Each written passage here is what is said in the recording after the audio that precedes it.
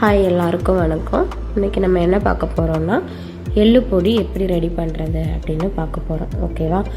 இப்போ நான் என்ன பண்ணுறேன், ஸ்டவ் ஆன் பண்ணிக்கிட்டு எல்லாம் ஆட் பண்ணிக்கிறேன். பூண்டு, புளி, 2 வத்தல் ஆட் பண்ணிக்கோங்க.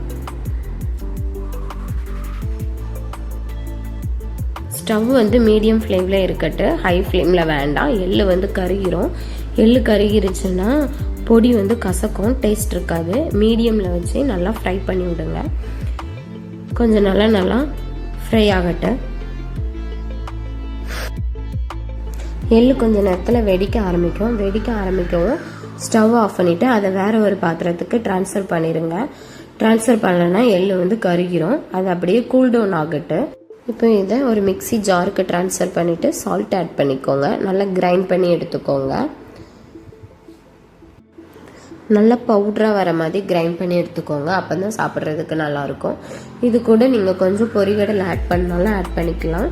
இப்போ நான் கொஞ்சம் புளி அதிகமாக ஆட் பண்ணியிருக்கேன். அதனால் எனக்கு கட்டி கட்டியாக இருக்கும்.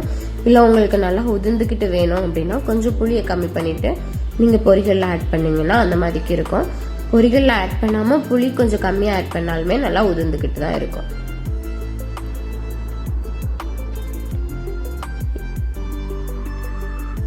இப்போ நமக்கு தேவையான எள்ளு பொடி ரெடி ஆயிடுச்சு. ஓகேவா? இதை ரைஸ் கூட வச்சு சாப்பிட்லாம், பழைய சாதத்துக்கு சாப்பிட்லாம், இட்லி, தோசை அந்த மாதிரி எல்லா சைட் டிஷ்க்குமே நம்ம எடுத்துக்கலாம். வெரைட்டி ரைஸ்க்கு கூட நம்ம என்ன பண்ணலாம், ஆட் பண்ணிக்கலாம்.